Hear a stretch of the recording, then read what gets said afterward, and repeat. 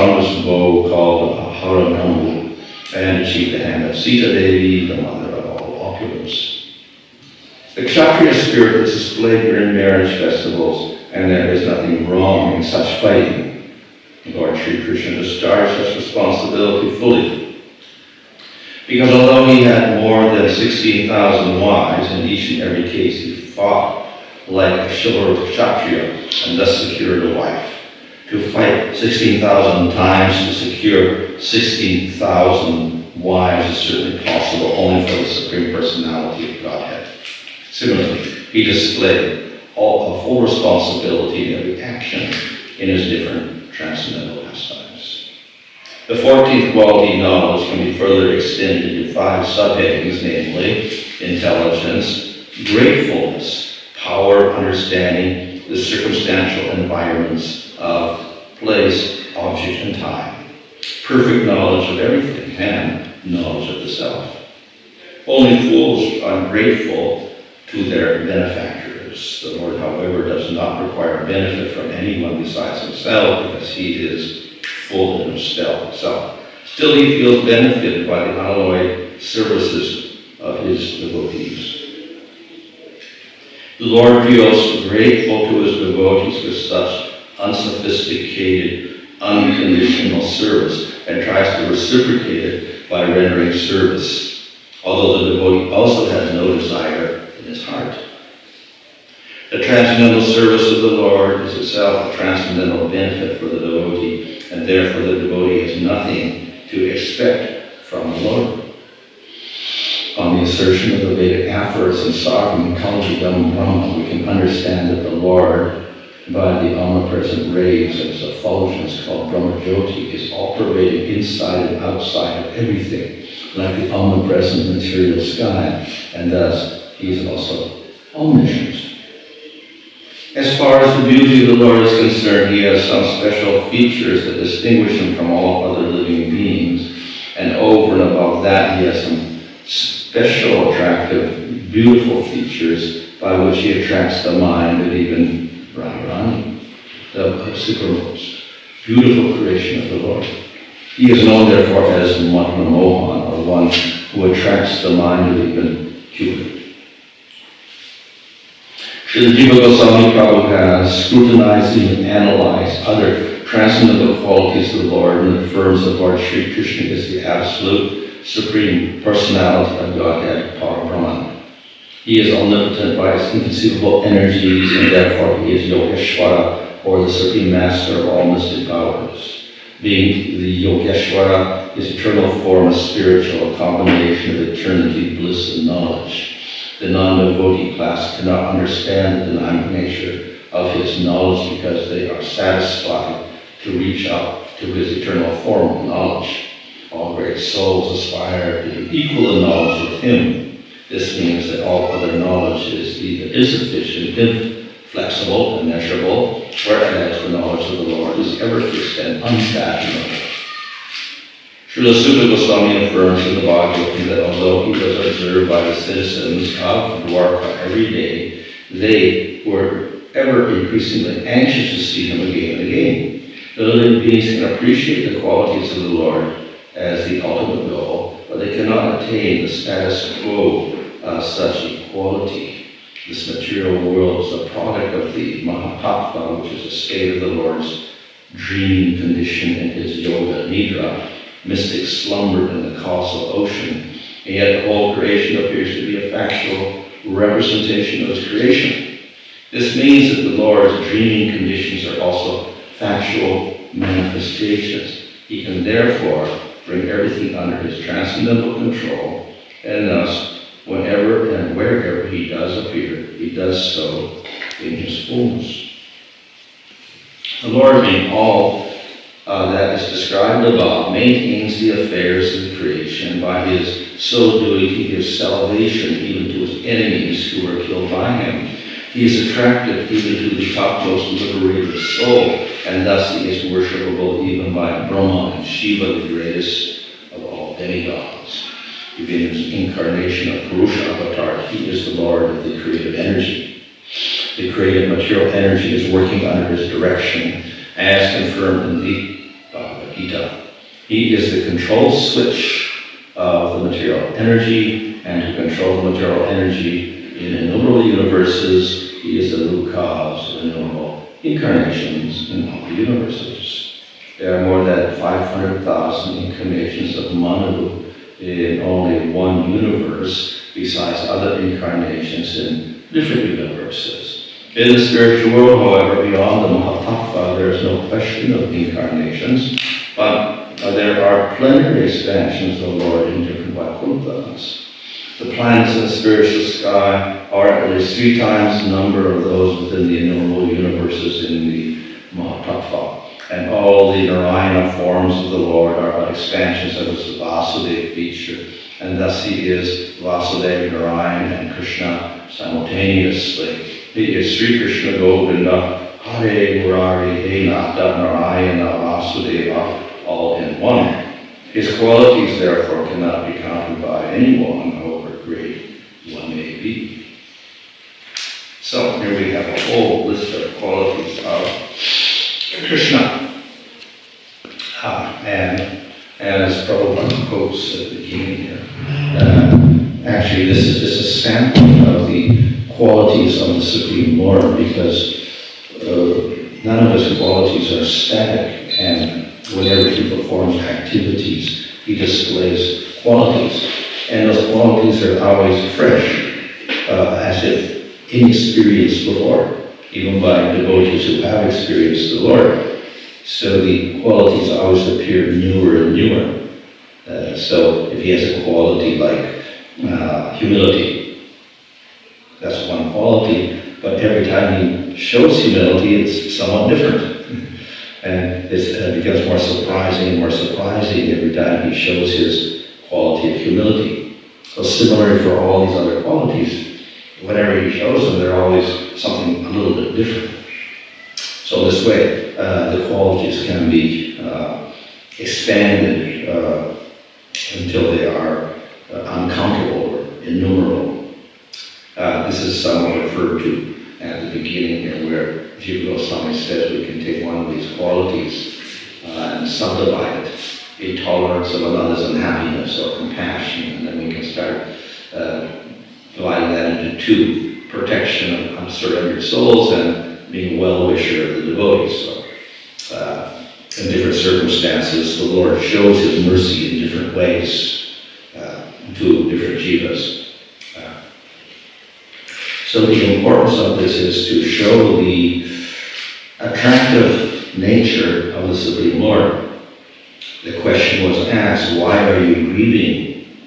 And so the cow, the earth, they're saying, I'm grieving because Krishna has departed. He is no longer here.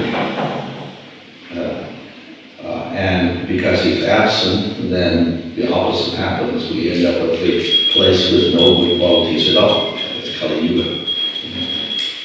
So the Lord, in any of his forms, is all attractive, and therefore we can enumerate to some degree the qualities of the Lord.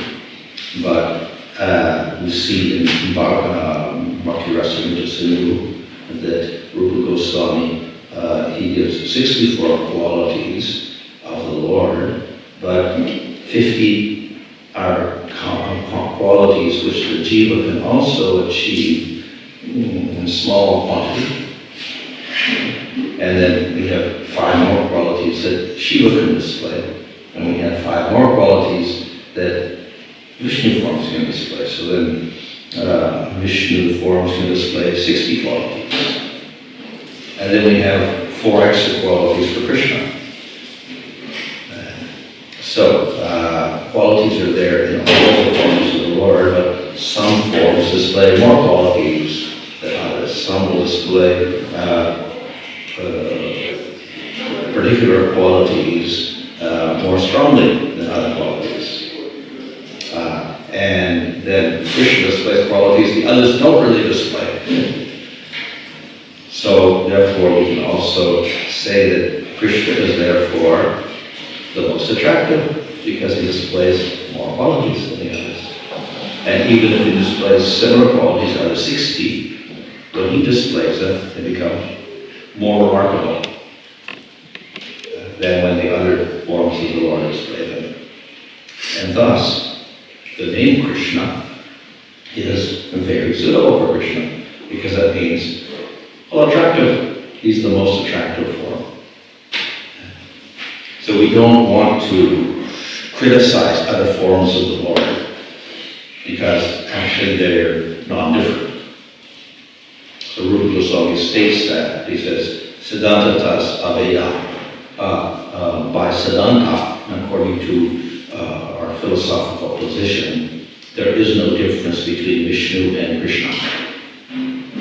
They're one entity. We can't say they're two different persons. One person, but manifesting different forms. So therefore, in that sense, one sense, we cannot say one is superior to the other, because they're all one anyway. And how we can say this form of God is inferior to that form of God? How can God be inferior to anyone? Because he's ultimate. So in that sense, we don't want to criticize other forms of God. Nevertheless, because God does manifest different forms, in those different forms, we'll have different amounts of qualities manifest. I gave the example of the moon. So every night we can look at the moon. Now it is getting smaller and smaller and smaller after the Purnima. It's still one moon. But every day is giving less light and less light and less light.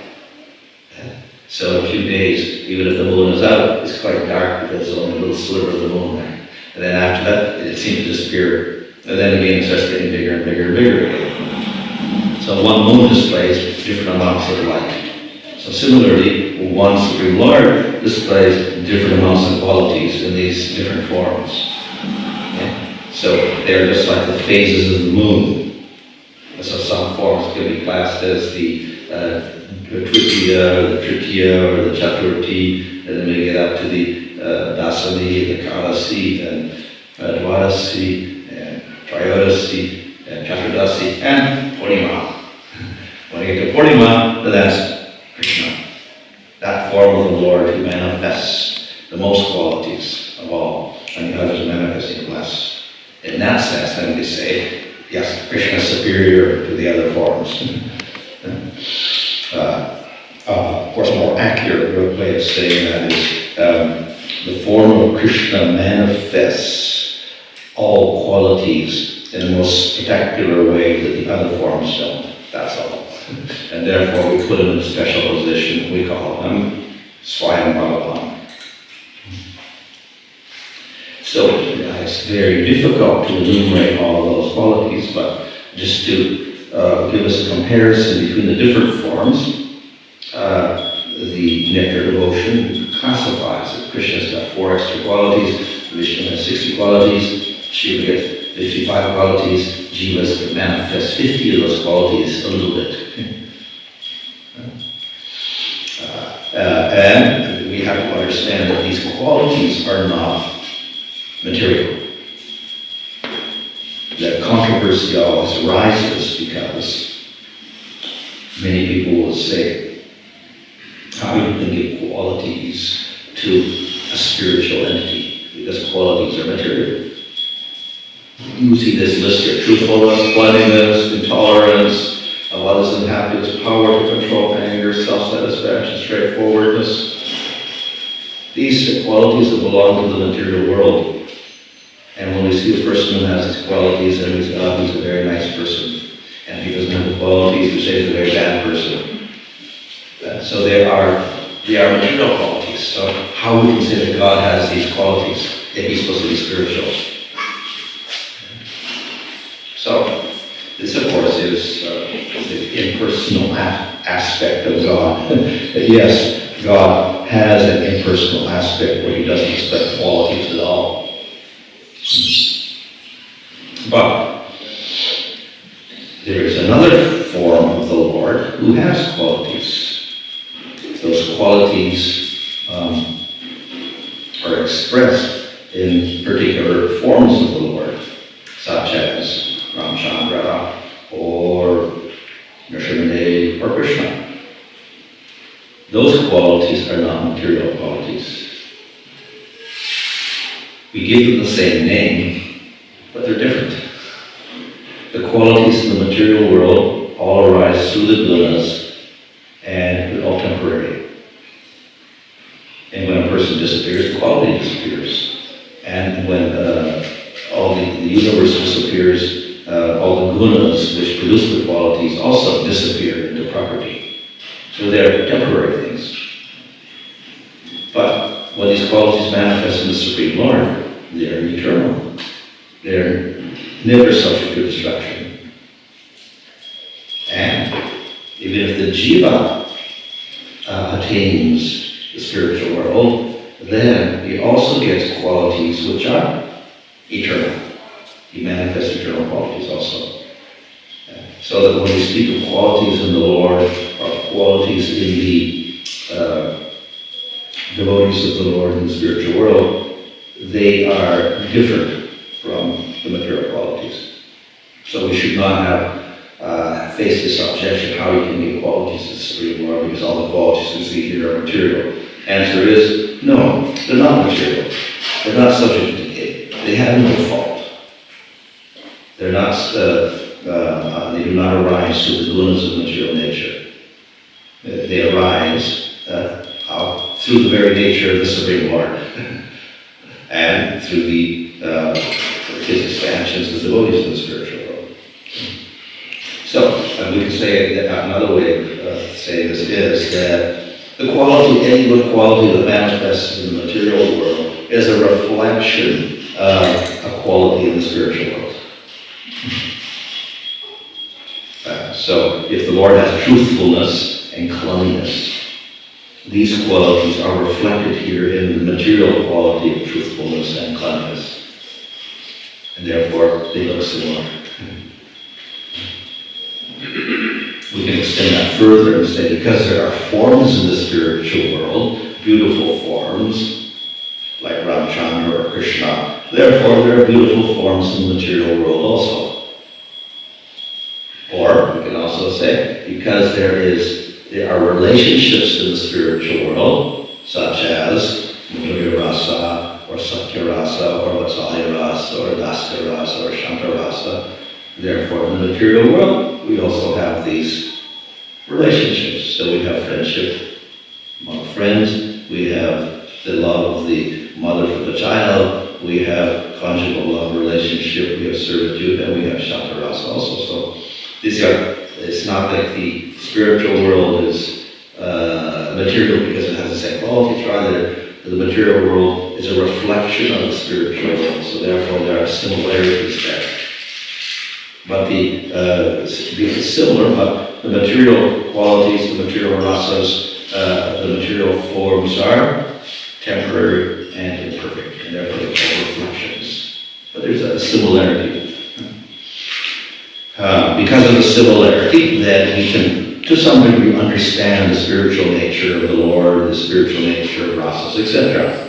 Because they're so similar. So we can, by that, we can understand something of the nature of the spiritual world. But in all cases, we understand that whenever we're talking about the spiritual world, everything there is eternal and perfect, not subject to any fault. Things in the material world, opposite, subject to faults. So here we have all these wonderful qualities of the Supreme Lord.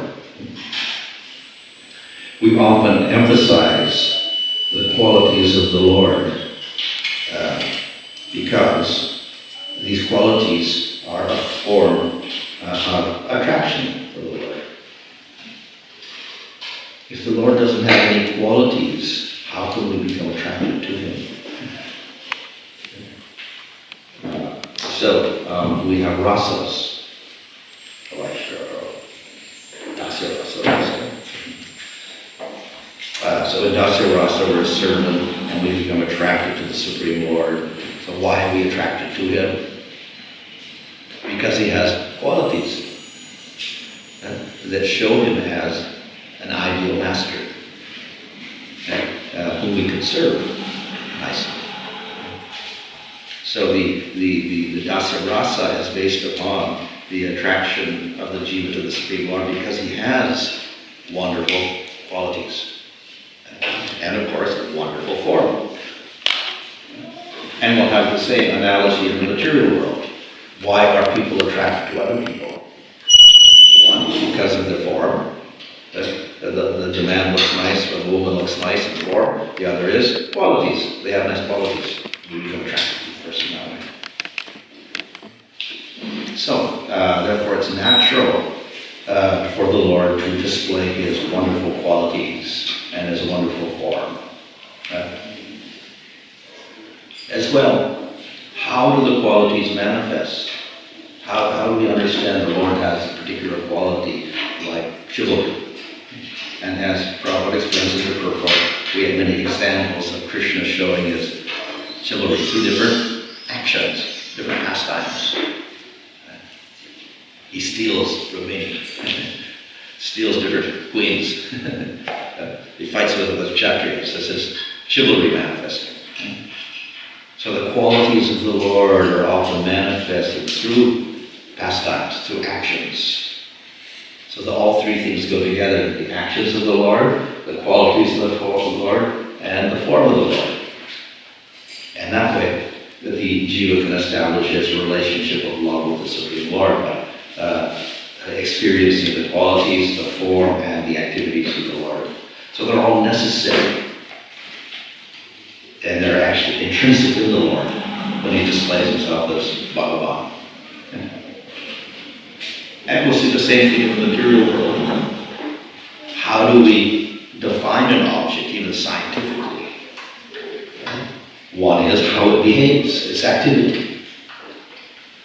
And from that we understand its qualities. And then it has a particular form. It may be liquid, it may be solid, it may be gas, or whatever like that. So again, form, quality, activity. We get an understanding of something in the material world because of this particular quality. Once we understand it, can we say, this is a good object, or this is a good element, this is not so nice because it's not good for my health, or whatever. So, if we want to develop material relationships with things, we have to know form, quality, activity. If we want to have a relationship with the Lord in rasa and experience bliss, then we have to understand form, quality, and activity of the Lord. So that's what is explained in the Bhagavatam, particularly in the 10th canto, is the beautiful form of the Lord, the wonderful qualities of the Lord, and the most astonishing, attractive activities of Krishna. So each form of the Lord will display form, qualities, activities. And they're all beautiful, they're all perfect, and they display wonderful qualities, etc. But Krishna displays the most astonishing form. So astonishing that even Krishna is astonished by it. And most attractive qualities, of which here we have one list, and in Nectar Devotion another list, 64 qualities. And most astonishing activities. So these are all there in Krishna. So in the four qualities of Krishna, we get that expressed again. The four extra qualities of Krishna are Madhurya Rupa, special form. His form is particularly beautiful in such a way that it evokes a very intimate type of love. So when you see the form of Krishna, you get a very sweet type of love for him. And so that is not manifested in the other form. Certainly love is manifested, but it is not so sweet. The form of Krishna is the cowherd boy, dressed in his cowherd costume, or in his wrestling costume, or his acting costume, dancing costume, whatever. It becomes very, very attractive. And that's his Madhurya Rupa. And we have his Madhurya Lila. Very sweet pastimes. His activities are extraordinarily sweet, and through those sweet activities, then we realize his sweet qualities, such as the Damodar pastime. So there, Krishna gets tied up by Mother Yasoda. So that does not happen in the other forms of the Lord. But it happens here because of Krishna's relationship with Mother Yasoda. Mother Yasoda is the mother, and she must discipline Krishna. And out of love, Krishna agrees to be disciplined by being tied up. So that is a remarkable pastime. But what that shows is Krishna's quality. What is his quality? He is controlled by his devotee. Mother Yasoda wants to tie him up, Krishna gets tied up. He submits to his devotee. So, of course, all the forms of the Lord respond to their devotees, and they have remarkable pastimes, but Krishna's pastimes are most astonishing and most attractive. And the qualities that are manifested are more extraordinary than with any other form of the Lord. So, therefore, we put Krishna in this very, very special category. So when Krishna was present, and he performed pastimes with his devotees, including the Pandavas, then the earth was most fortunate, because everyone could experience Krishna's form and his qualities and his activities, and they could get highest rasa. And if Krishna disappears, everybody's unfortunate. So apart from the spread of adharma, just the absence of Krishna is a great misfortune for the world. The world was very fortunate, Earth was very fortunate, because Krishna was walking on the earth with his lotus feet and giving blessings to the earth. Just by touching the ground and putting his foot marks on there with the sign of the lotus and the thunderbolt on his foot. The foot touching the earth was ecstatic for the earth. Krishna leaves then. Very inauspicious separation from the Lord. So this, the absence of the Lord, is very disturbing for the earth. But then the other problem is when the Lord goes, he takes dharma with him. So what is left on earth is adharma. That is, Kali Yuga starts and all the bad qualities manifest. So this is further misfortune for the earth. So when the Lord is present, everything is wonderful. When the Lord is absent, we get all bad qualities. So that is the solution ultimately. How do we restore the earth? How do we make the earth happy? Bring Krishna back. Well, we can't do that because Krishna has his law that he's only going to appear once in the day of Brahma, and that time has passed, and we have to wait for another kalpa of Brahma, another day of Brahma for him to appear. So that's not going to happen. And then we have the alternative, well, other forms of the Lord. So we give the portion of having Chaitanya Mahaprabhu, who is non-different from Srimad Bhagavatam, is another form of Krishna himself. He's not in the lesser category, but he has the mood of Radha, which is even more remarkable because then he's more merciful. So that's a good fortune for Kali Yuga, which replaces the misfortune of Kali Yuga. But of course, they would say, well, Chaitanya Mahaprabhu has also disappeared now, he's not there either. It's true. So the alternative gate is we can invoke the presence of Krishna by his name. So that's the special blessing of Kali Yuga. It's full of faults, but if you have Krishna, Nama Sankirtan, and she doesn't get the presence of Krishna again, and therefore, because becomes happy again, Jiva gets highest blessing. Okay, any question?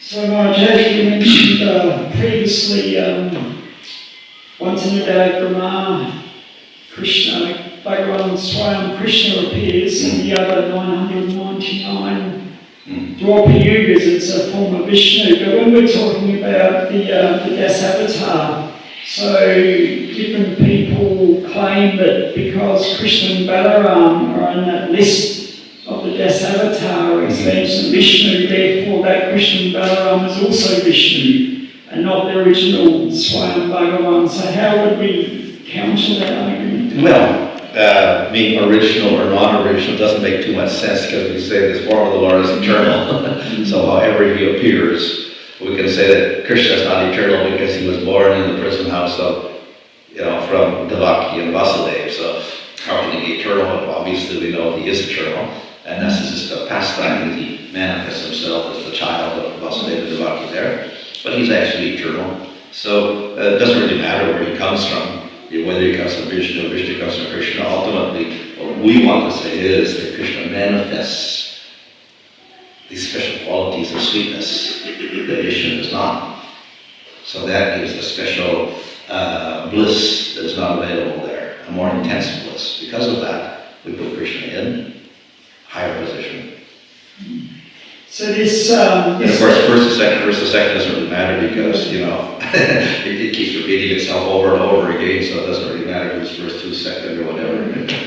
So that's avatar, these 10 avatars, that's more or less like an eternal list of avatars. I mean, it doesn't change according to universes. Well, we have more avatars than that, as we see in the first canto itself. We get 22, I think, there, then we get another list in the second canto. And that doesn't exhaust the avatars because then we have that's only the Leela avatars, then we get the Manvatar avatars and the Yuga avatars besides that. So 10 avatars is probably because of Jayadev's poem, maybe, that he puts those in there. But it's not, there's only 10 avatars, there's more. And then they keep appearing in all different universes again and again and again, and every day of Brahma, they're all still appearing. So.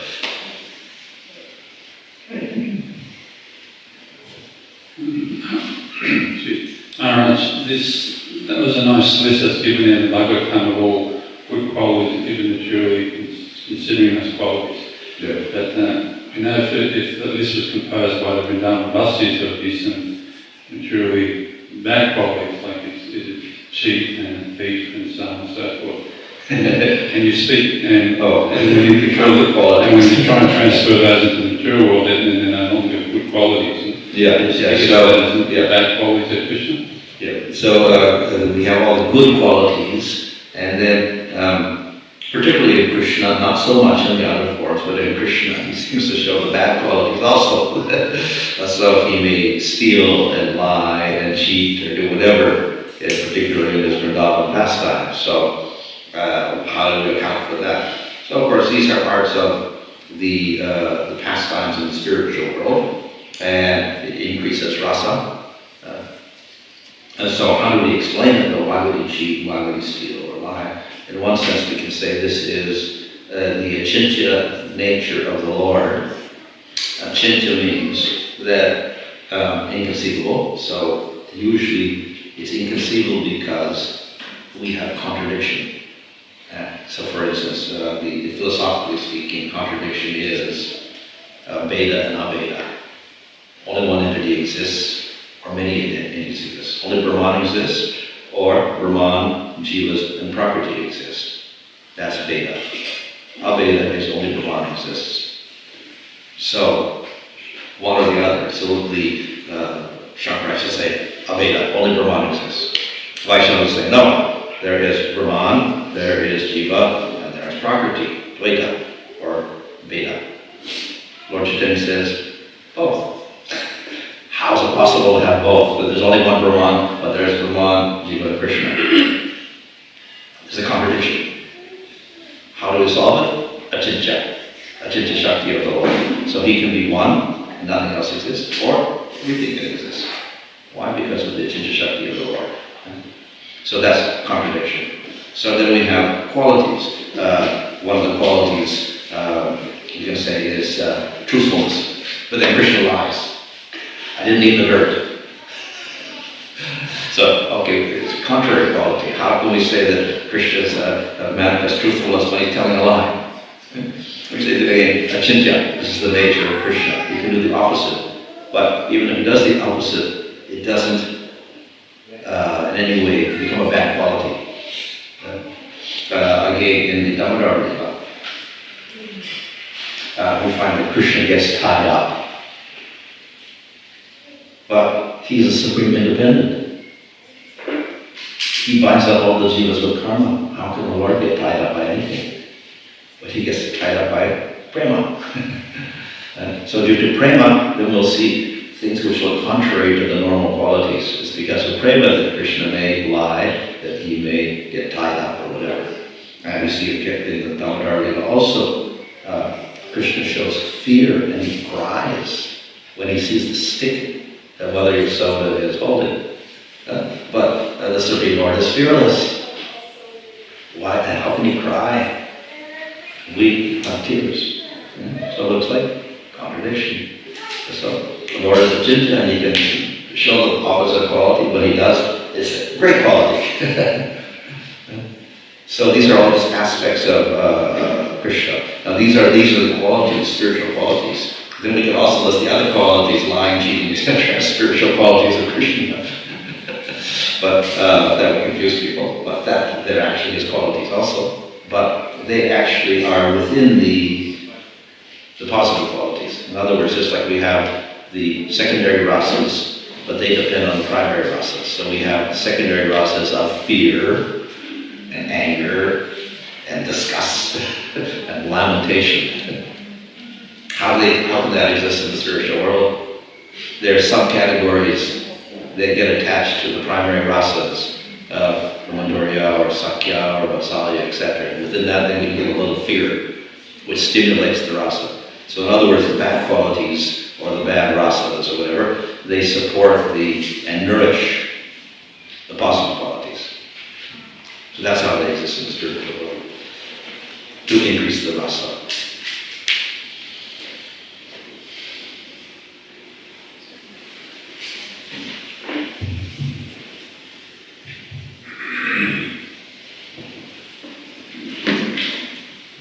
Thank you for the class, Maharaj. It was mentioned in the Purport that for the devotional, they don't want anything but devotional service itself is a reward. And I was just thinking how interesting it is that when we hear about devotees like Srila Prabhupada, then even it's mentioned that when we hear about Krishna and the residents of Dwarka, that it was ever fresh. So also that is manifest in the pure devotees of Krishna, that even when we keep hearing the pastimes of Srila Prabhupada, it still remains ever fresh and it's purifying. So that is also manifest in the devotees, that ever fresh. The ever fresh, where the residents in Dwarka, they always look forward to seeing Krishna. So it's also manifest that ever freshness in the pure devotees of Krishna. For example, Srila Prabhupada, because he's even hearing his pastimes, it's still ever fresh. So it's also visible in the jiva as well. What is that visible? Well, that ever fresh quality of the ever fresh. Ever fresh. Ever fresh. Oh, ever fresh quality. Okay, so yeah, all the qualities in the spiritual world are ever fresh. They never get boring. In other words, Krishna shows the quality, or even the devotees there, the gopishal qualities is always ever fresh. And there's a certain stage of love, anuraga. Everything is ever fresh, so the love is always surprising. It keeps changing every time it gets experienced. So the whole nature of the spiritual world is like that. Nothing is ever boring or repetitive. In spite of the fact that the pastimes do repeat themselves every day. Krishna going out in the field every day, Krishna herding the cows every day, Krishna coming back in the evening every day, but it's different every day. So that's in the spiritual world. Also when Krishna manifests his activities here in the material world. And the devotees also, who are connected with Krishna, they display the qualities which are spiritual, not material. And those qualities also manifest in ever fresh ways. So, when we're in sadhana, then we can hear about Krishna and his activities, and we can appreciate them. And again, as we advance, then we get new experiences, or we can appreciate those qualities in newer and newer ways because of our advancement. And even if we're most advanced, still, the qualities will keep changing according to, because they're spiritual. It's not static at all. And the same goes with the devotees of the Lord. Look at the qualities and the activities of the devotees of the Lord become attractive. And again, they're spiritual, so therefore there's never any, boredom in those activities or qualities. The qualities and activities of the spiritual world are similar to the material activities, but they're also different. And they're perfect in all ways. So the material qualities are temporary and imperfect. So a quality like beauty is there, but then if you look closely, you'll see a fault somewhere there. Any taste, we have a nice taste, but then when you taste it, it gets boring. And it's no longer a sweet taste, it becomes neutral. So everything has a defect in the material world, and therefore, ultimately, the good qualities are no longer good qualities anymore, they become useless qualities, or temporary qualities. But spiritual world, not like that. They're always very attractive.